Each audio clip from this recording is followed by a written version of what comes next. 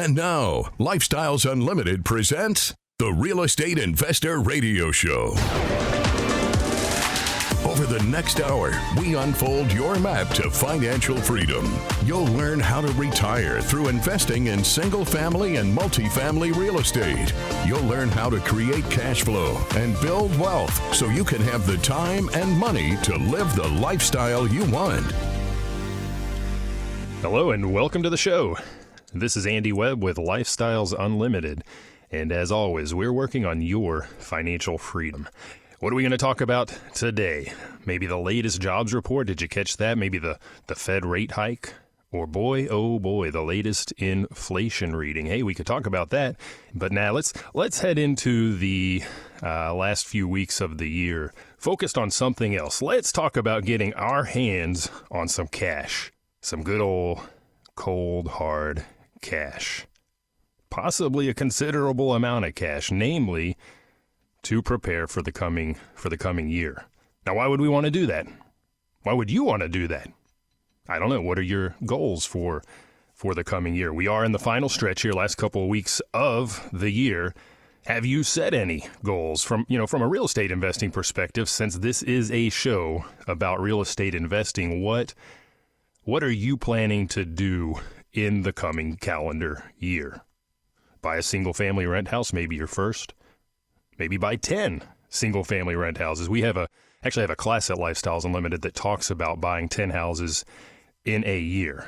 Maybe you want to double your existing portfolio of houses if you're already a single family rental owner like I am, or start investing passively in apartments, or maybe even you may want to buy your own solo apartment community.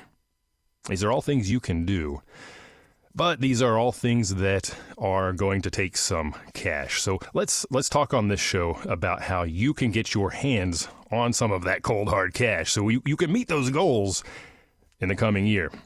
Now, before we get to those sources of cash, and I'm going to tell you now, hear me out, because some of this you're going to flinch. You're going to say, no, there's no way I'm going to do that. But you're going to get your hands on a good pile of money when you do. But you're going to have to overcome some barriers, some hurdles, some mindset, some resistance that you're going to have in your own head. But before we get to that, I want to prime you a little bit and talk about why would we even want to tap into that cash to invest in real estate in the first place. If you've never invested in a single family rental house or passively in apartments, let alone bought your own, why would we do that? Well, we want to get that cash out of that. We'll talk about how, but we want to get that cash to create even more cash. Simply put, we're going to create cash flow through our real estate investments, and we're going to grow our wealth. And if you've never heard of I'm going to assume you're new to the program, and if you've never heard of the financial benefits of investing in rental real estate, I want to lay that out first. I want to be very clear, and I want you to understand this because there is a lot going on here that people don't really realize and may not think about, and it is very critical to your successful growth, growing your wealth, as we mentioned, to your financial freedom, as I opened the show, and really to your early retirement and ongoing success in your retirement. You may already be retired, but the things we're going to talk about can help you improve that situation. So what are the benefits? I'll explain these in short. I'll just name these and we'll walk through these a bit. It's that cash flow I mentioned, and then a lot of equity plays. We're going to have equity capture. I'll tell you what that is. Equity buildup, appreciation, forced appreciation. There's a difference there. And tremendous tax advantages. And number one, the thing I always look at, and what I looked at a decade ago when I started, was cash flow. That's what I was interested in, was creating additional cash flow, and in large part because we wanted to get my wife out of a terrible job, so we needed to create the cash flow to replace her income. And right now, if I think about a single family house, that can be anywhere from $200 to maybe $500, even $600 I've seen recently on a single family rental. And that's the net that I'm keeping at the end of every month on a single family house. On apartments, it varies based on the deal type. So I'm going to focus on the houses for right now, but we say it all the time, the deal has to cash flow. If it's not going to create cash flow, it is not a good deal. Now, on apartments, that may be out a ways. That may be several months or even a year, even two away. It depends on the structure of that. And there are reasons why you might go the other direction, namely that equity. But if your focus is cash flow, look for that in those apartments, and you'll absolutely want to have that in those houses. And when I go back to the opener, when I opened the show, I mentioned that 7.1% inflation read. That is still very high based on what we're used to, and costs are still going up substantially. So that added cash flow, just from a purely practical perspective, that can help cover those higher costs at the grocery store or given the time of year for those Christmas gifts. That's why. Create some extra cash flow. Now, how do we do that? Well, we put that rental house on the market. We get it rented. We move a great family in, and we talk about how to do all the hows, all the process type questions at Lifestyles Unlimited. We're not going to do that today. I just want you to understand the fundamentals. But we're going to start charging a rent. And we get that gross rent. We pay our expenses out of that. That's going to be the principal and interest on the mortgage, the taxes and the insurance. We fix the house up from the outset. We should have no maintenance if you're doing it right. And at the end of the day, we're going to have that net cash flow that's going to go into our bank account, into our pocket that we retain. Very, very important is that cash flow. So I want to get to that pile of cash, and we'll get to how, so that I can create, namely, more cash flow. For me, again, a decade or so ago, that was the big focus. But that's not the only thing that real estate can do for you. We make money 5 ways on our houses, 6 on those apartments. And let's go on, because the equity piece of this, that's that wealth building, that is very, very important as well. That's not something I so much had on my radar personally as a younger dude working a full-time job. My target at the beginning was cash flow. But it has changed. My focus has shifted over the years. And the second big way that we make money on our houses, that is through equity capture. What is equity capture? This is the second way that we make money. This is significant. I mean, this can really be significant. Typically, we're buying distressed assets, distressed houses. The seller's distressed. I got to have a fire sale. Someone died. I inherited a house. I don't want it. Just take it off my hands. I'm tired of paying the taxes and mowing the grass and looking at it fall apart. Take it off my hands. It's a fire sale. So you get that at a discount. Same is true for apartments, or they've been mismanaged, out-of-state owner. There are all kinds of reasons why we get these things at a discount, but we do.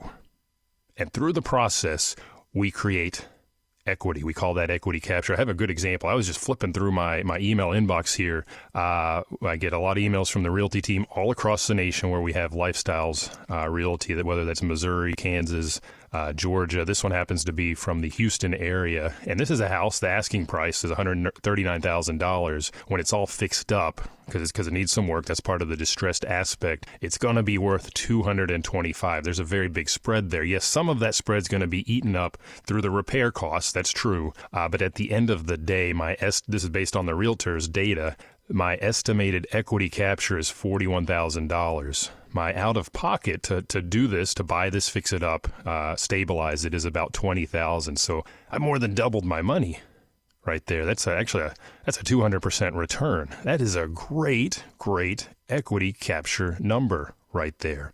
If I repeat that 10 times, think about, just picture in your mind how you've increased your wealth. So that's equity capture. We see that on apartments as well. Just through the process of buying right. That's the key here. Now, we hold this, we fix it up, we've stabilized it. As I mentioned a little bit earlier, we put a resident into place. They're paying those rents every month. Part of that rent goes towards our debt. We're not cash buyers. We like to use leverage that really magnifies our returns. So they're paying down that mortgage for me every month. And a little bit of that mortgage payment, a lot goes to interest, that's true. But a little bit goes towards the principal payment, and that pay down, we call that equity buildup. That can be anywhere from $100, $200. I think I have a house where it's $250 a month, right? Multiply that times 12. That gets you your annual gain just on that equity buildup. And it may not sound like a lot, but again, multiply that across a portfolio of 10, maybe even 20 houses. It can be significant. Or take a look at a 300-unit apartment community. If you're going to think about it in terms of doors, you're going to see that equity build up there as well, quietly working in the background, creating wealth. Now, aside from that equity buildup, what have we seen? And we see this across the years, the decades. Real estate doubles in value about every 20 years. Now, we had a significant increase in values, at least here in Dallas-Fort Worth, across Texas, and really across the nation over the last decade or so. And that's just market appreciation. Call it appreciation. Average here in Texas may be 3, 4, 5%, depending on your particular submarket. It was much higher. Austin was north of 30% last year. So really, really pop, but on average, 3, 4, 5%. But that's, again, working just like that equity buildup in the background, creating wealth. Now, that's for houses. They're based on market appreciation, based on sold comps. Apartments we see market appreciation there as well. Unique to those apartments, a little bit of a differentiator to houses is that we also can force appreciation by, as I just mentioned, they may be mismanaged. Well, we go in and improve that management. We drive more cash to the bottom line. And because this is a business, it is valued differently than those houses. And we can really lever that value into the stratosphere through our actions as good investors, as good syndicators, as good apartment owners. Create more cash, improve those units, drive up the rents, drive down the expenses. We operate on multiple levels to drive that net operating income up and create that value. That's forced appreciation, unique to apartments. So if you're really wanting to build wealth and create that equity, that might be something for you to look at. And I mentioned a moment ago, we may not cash flow on day one on apartments because it may be a really heavy lift where you really create a lot of that equity through that forced appreciation. Takes a little bit of patience. Depends on your goals, as we mentioned a moment ago. And finally, big thing you do need to understand is that the tax advantages of rental real estate, whether houses or apartments, they're tremendous. We know that when we sell the property, we can exercise certain advantages of the tax code called the 1031 exchange to defer those taxes, take those gains, roll them forward without paying right now, and invest in more property. That's just one aspect. Depreciation plays into the picture as well. And I'll touch on that here in just a moment when we start to talk about getting to those piles of cash that you may not know you have, maybe haven't thought you could get to, but really you can. May take a little bit of mental gymnastics to get you there, to overcome your fears, but we can get you there. So that's the reason, though. If you're new to this, if you're catching the show for the first time, that's what I want you to take away first and foremost, is that unlike your portfolio of stocks where you may see some market appreciation, I don't know what it's doing now, going down, a little bit of dividends, you're making money two ways. On my houses, I've seen this over the past decade, I'm making money 5 ways. On the apartments I've invested in passively, we're making money 6 ways. It's really good for you if you want to build wealth and create cash flow. Why now? Why are we talking about 2023? The best time to buy real estate, hands down, was 30 years ago, 20 years ago, 10 years ago, but the second best time is right now. Get that thing into play. Of course, looking forward to the coming year, 2023, there are a lot of signs flashing opportunity in very big capital letters, opportunity. A lot of people are moving into buying mode. Be sure to listen to Del Walmsley. He's the founder of Lifestyles Unlimited. You can go to our website if you missed the earlier part of this show. Go to lifestylesunlimited.com. You can catch this program archived there. But more importantly, you can find Del Walmsley. He, again, the founder. He's been doing this for over 30 years. He's been through a ton of cycles, and he discussed his position on a recent show. He is in buying mode. He is offering on apartments right now. He's even offering on houses. He is expecting a lot more opportunity here in the future. So this is why we're talking about this right now, because you need to get ready. The idea behind the show today is getting ready for the coming year. Cash being the big thing. We need to have cash, right? If we want to buy a single family rent house, maybe we want to buy multiple in the coming year. Maybe you want to double your existing portfolio of rental houses or start investing in apartments like I opened with the show. You need cash. You need cash.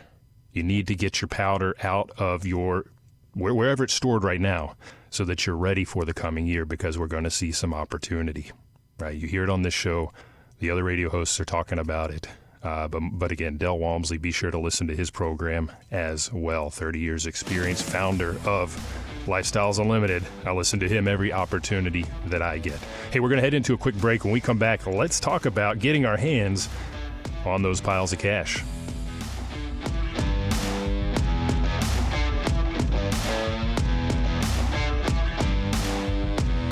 Got questions? Call Lifestyles Unlimited at 855-497-4335. The Real Estate Investor Radio Show continues next.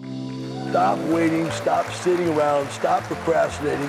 This is your time. Make it happen. Do it now. When's the best time? Now. People go, well, I don't know. It's gonna crash. It's gonna be better next year. I've got to listen to 4 more classes. I love guys come up to me all the time. You know, I've been listening to you on the radio for 8 years now, right? I go, and you're not rich yet? Well, really, I'm thinking about joining next month. Do it now. Learn the skills you need to retire with real estate in 5 years or less. Do it now. Register for the Lifestyles Unlimited free online workshop, lifestylesunlimitedworkshop.com.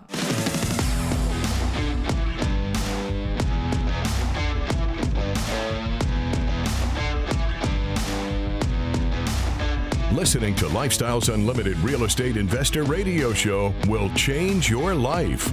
Now, here's your host. Welcome back to the show. I'm your host, Andy Webb. If you have any questions for me, send me an email to askandy@luinc.com. Again, askandy@luinc.com. And I actually did have a listener question regarding what we're about to talk about. And broadly, what we're talking about is getting ready for the coming year. We want to be prepared. And there are a number of things you want to do, but having your powder dry and ready to go, your cash, that's a big part of it. Because what we do, this is not a no money down, no money out of pocket sort of thing. You'll hear people talk about that. For the large part, those are unicorns. Those are myths. Occasionally, you'll find a very low, even zero out of pocket investment house. But they're few and far between. That's the mega grand slam. And if you spend your time waiting for those, you're going to be waiting. And you're going to be waiting. And you're going to be waiting. And you may never take action. You may never see any action. You may never start to get that cash flow or the equity build up or equity capture, all the things we just talked about. You may never get those into play. So you want to have some cash ready to go. And the listener, the email I got he was asking about cash out refis specifically. Hey, can I talk to the mechanics of a cash out refinance? And just gleaning from the questions in his email, I think the concern was around taxes. He seemed concerned about the tax ramification with doing a cash out refinance, specifically in his case on rental property. And to you, whether you have rental property or you own your personal house, if you do a cash out refinance, you do not pay taxes. That is not a taxable event. That is what I want you to take away above all else right now. There are no taxes paid on that money that you pull out. I did a cash out refi on a rental house not too long ago. I pulled $60,000 out. I did not pay taxes on that. There's a little bit of transaction cost because what I'm doing is I'm resetting the debt. That's all you're doing. It's just a financial transaction. Now, if I sell the house, yes, then there would be taxes, potential taxes due, unless again I leverage those tax advantages, do that 1031 exchange, roll those gains forward, and defer the taxes. But to the listener, cash out refinance, no tax liability. Now, there was a further part of his question. He said, well, I thought you paid taxes on the profit, whether you leave the money in or pull it out. Yes, this is true. So as somebody that operates his own single-family houses, what I'll be doing at the start of the year is getting all of my accounting together onto the Schedule E, it's called, putting together my rents. We'll deduct the actual expenses, the mortgage interest, the taxes I've paid, property taxes, the insurance. If I've had any maintenance, which is nominal, we'll account for that there. That'll get us to our first level of profit or loss. And then we're going to apply a really big part of the tax code, which is in our advantage when we own rental property, which is depreciation. We're going to subtract depreciation from that number, and that reduces the cash flow. And if you're doing it right, you may not have any cash flow on paper. We're still cash flow positive, don't get me wrong. We want to be cash flow positive, but that depreciation offsets the remaining cash flow, that cash flow that you're actually pocketing, to where your tax liability can be zero. Again, you have to do it right? You need to learn how to operate correctly to attain this particular tax advantage. This is on houses, but on apartments, the same thing is true. Well, the big difference for me as a passive investor is I'm not having to sit down and figure out all the math. The syndicator, or what we call a lead investor that leads that apartment investment, they're going to do that, or their accounting team will do that, and I'll get what's called a K1 by mid-March. And that shows me what the profit or loss was, and that will flow into my personal income tax return. But again, here too, thinking about that depreciation, that big tax advantage, we see that on apartments as well.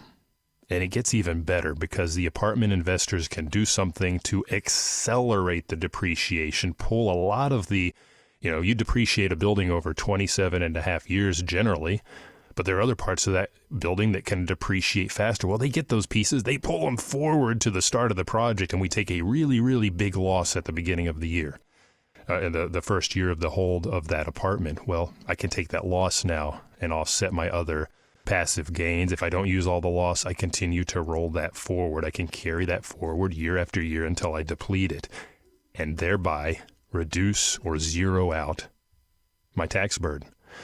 So to the listener, yes, you do calculate the profit and loss. Are you paying taxes? Not necessarily. If you're doing it right, no. But when it comes to that cash out refi, whether on single family or apartments, that is not a taxable event, right? And this is true for your personal residence as well, not just rental property. And you then thereby, through that cash out refi, like I said, create a ton of cash for you to then go on and meet those coming year goals. Now let's talk about rental property, cash out refi. And here's where you're going to be putting up your mental barriers, those hurdles that are already starting to pop out. Just when I start to say the words cash out refinance, you're thinking, is it going to be hard? And you're going to have to get rid of emotion. You're going to have to approach this rationally. And the first thing I know you're thinking about are those higher interest rates, right? Depending, maybe you bought a long time ago and had higher interest rates then, and you're just sitting in and never did a cash out refi. Maybe that thing's completely paid off. What are you doing? What you really have to do now, if you're like me, I've got some that are sitting in the 4%, let's say, recent purchases, just now have the equity to where I can do that cash out refi. I'm going to sit down and look at the spread between the additional cost of the debt that I'm going to add, the new debt at that higher interest rate with a higher mortgage in place as well due to the appreciation we've seen. I'm going to look at the spread or the difference between what I have now and the returns I'm going to get through the new investments that I can make with that cash that I take out. That's the logical approach. That's the rational way to look at it. Now, I know you're thinking going from a 4% interest rate on an investment property loan to 7.5%, you're paying 3.5% more, right? And you have a higher loan balance in place. How's that going to work? But just think about it. Think about what we talked about in the earlier segment. We're making money 5 ways on those houses. If I can take that money out and add another 5 houses, all cash flowing, all creating equity through that equity capture. I gave you the example. One house costs $20,000 out of pocket in this example, creates $40,000. That's huge. If I can repeat that 5 times, I've just added $200,000 to my bottom line in equity. And then I'm going to experience that equity build up and appreciation as I hold for a couple of years, 3, 5, however long your goals have that laid out for you. And keep in mind, you don't have to stick to, as a rental owner, you don't have to stick to a traditional cash out, right? The Fannie Mae 75%. You can go in for a different loan to value if you want to flex that a little bit. You may get a better rate. You may have less of a mortgage payment. There are other products out there as well. So if you don't know about these, this is where you talk with somebody that does. This is where you work on that education, talk with experienced investors. For example, there are interest-only loans out there for rental property. And my guest just last week, Rick, one of our national single-family mentors, he mentioned that he took 18 of his single-family doors and rolled those into a single commercial interest-only loan. So he was able to tap into the piles of cash that he had accrued through equity capture, equity buildup, appreciation, et cetera, over the, past handful of years. What do you think he's going to do with all that cash that he got out? Yeah, he's going to create more cash flow, more wealth. And if you have any rental houses, that is absolutely something to look at. If you have a personal house, yes, I'm going to go there. Cash out refinance. What is the cost of the new debt, and can you beat that? If you're investing in an asset that creates money 5 ways, I bet you can. Now you need, again, I'm going to keep saying education. That's part of getting ready for the coming year. You need to know how to find those assets. You need to know how to invest correctly in those assets to create that wealth, to create that cash flow. Now, if you're looking at your rental portfolio and you're thinking, I just can't see myself doing it. You can't get over that hurdle of refinancing if that's just unpalatable to you due to the higher interest rates. And you've had that house for a few years. Well, you might think about selling it. Well, I know this next one is going to be a hard one for you to do as well. I'm going to talk about cashing out that 401k or that IRA, that retirement account. Did you just flinch? I bet you did. Mentally, you just raised a barrier. You said, no way, you've been trained. But use the same thought process. Can I take that money out? And can I create better returns through real estate? Again, we make our money 5 ways on those houses, 6 with the apartments. So can I get better returns? Am I better off? And a few other questions you might ask yourself while you're at it. Just looking at that 401k.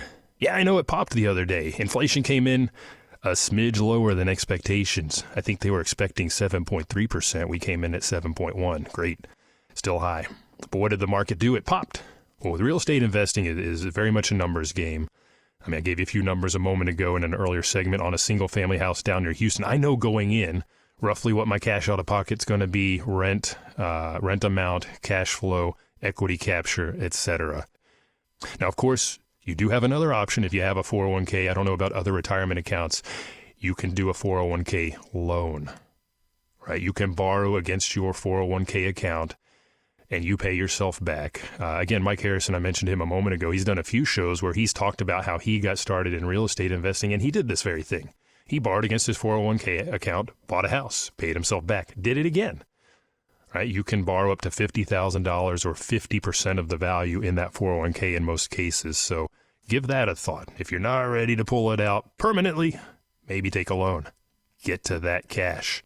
And one of the other places I like to look at, and I've done this as well, to go find cash, and this can be a hard one too. Look at those toys, look at those extra vehicles. I went through this after my son was born. I had a motorcycle. I loved riding it. But it was gathering dust because I loved my son. I spent my time with him and not on the motorcycle any longer. So I said, hey, why am I just sitting on this thing? I'm paying registration taxes every year, changing the oil, keeping it maintained, charging the battery.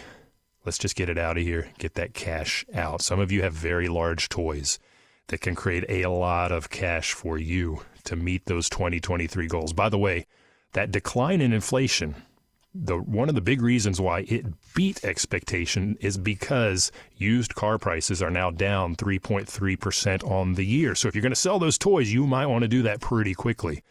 If it keeps going in that direction, we know the values, they're used cars tremendously overvalued right now. But that's going to start to come down, and it seems like it's already beginning to do so. So it might be a good time to go ahead and pull those out now and get that capital into something that will make you money 5 or 6 different ways. You can buy those toys back later. So we've been talking about places to go and get cash. Again, why are we talking about tapping into all that cash? Well, you just didn't realize you had it, number one. But we want to do that to invest, to put it to better use, to create cash flow, and to build wealth.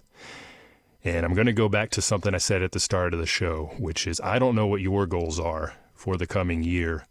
Do you? Have you sat down and figured out what those are? That's something to work on between now and the end of the year. Don't start January 1st. Have those ready to go when you hit the start of the year so you can hit the ground running. And while you're at it, think about things like, well, network is hugely important. Where am I going to go to build my real estate network? Start planning now for some good networking events to go to get out to local real estate investing groups. You can go to meetup.com. If you're in the area where Lifestyles Unlimited is, come out to one of our case studies. If you're not, you can watch those online. You can watch those on YouTube. You can watch those if you follow us on Facebook, or even better, come out to the Lifestyles Unlimited Wealth and Passive Income Expo. That's going to be coming up real soon. That's going to be here, actually in my area, February 15th through the 18th, 2023 in Irving, Texas. When it comes to building network, we're going to have thousands of investors in one place. So actually, this year, 2 places. We've got this spread across 2 venues in the Toyota